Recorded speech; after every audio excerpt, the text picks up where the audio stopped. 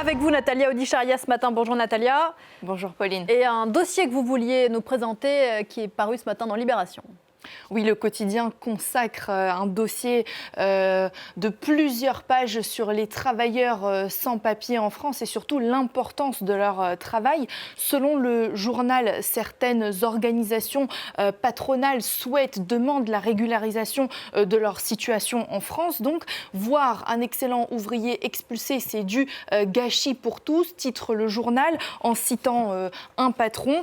Dans ce dossier, plusieurs témoignages de chefs d'entreprise, dont celui d'un boulanger, par exemple, dans l'Est de la France, envahi par un sentiment d'impuissance quand il apprend que son apprenti guinéen a reçu une obligation de quitter le territoire. Le quotidien nous dit que le ministère du Travail admet que la présence des travailleurs immigrés est une nécessité économique.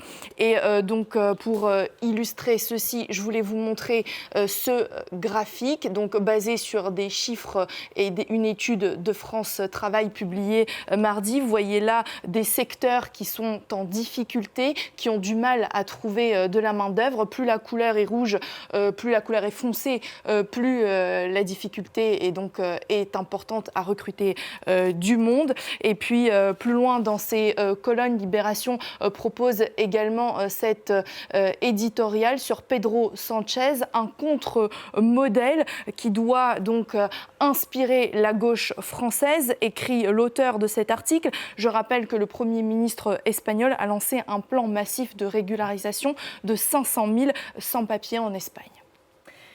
Tout autre chose, le Washington Post nous parle, Natalia, des femmes dans l'industrie du whisky et au sexisme auquel elles sont parfois confrontées. Oui, l'industrie du whisky n'est plus réservée aux hommes, nous dit ce matin le Washington Post. Le journal explique que les femmes prennent une place de plus en plus croissante, importante dans ce secteur, longtemps dominé par les hommes.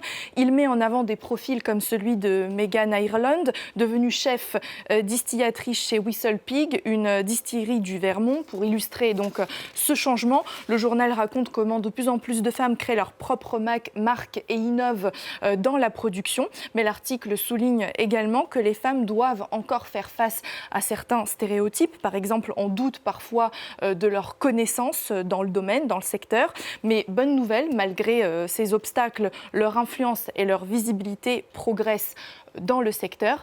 Et je rappelle au passage que, évidemment, que l'alcool est à consommer avec modération. Et puis une image du Népal. Exactement, je voulais vous montrer cette photo. Déjà, Pauline, est-ce que vous saviez qu'au Népal, il y avait des rhinocéros ? Non, je ne savais pas. Eh bien voilà, un rhinocéros, une très jolie photo d'un rhinocéros en ville. Ça se passe, c'est un cliché capturé à Saurabha, près du parc national de Chitwan. Est-ce qu'on sait pourquoi ce rhinocéros se retrouve à faire les boutiques ? Alors oui, il ne fait pas tout à fait les boutiques, mais oui, il y a plusieurs conséquences à cela. Tout d'abord, si je puis dire, un certain succès écologique. Le nombre de rhinocéros a augmenté dans le pays sur ces 50 dernières années. Par exemple, on comptait 100 rhinocéros au Népal en 1970. Aujourd'hui, ils sont près de 700. Et donc, très friands des cultures de riz et de la canne à sucre, ils se retrouvent parfois en ville à chercher de la nourriture. Mais ce n'est pas la seule raison de leur présence dans les rues. C'est aussi en raison des extensions des habitations qui se développent fortement aux alentours des parcs. Et attention quand même, je voulais préciser qu'il a l'air inoffensif et mignon comme ça, mais c'est très dangereux pour l'homme. Il y a eu plusieurs attaques mortelles. Merci beaucoup, Natalia.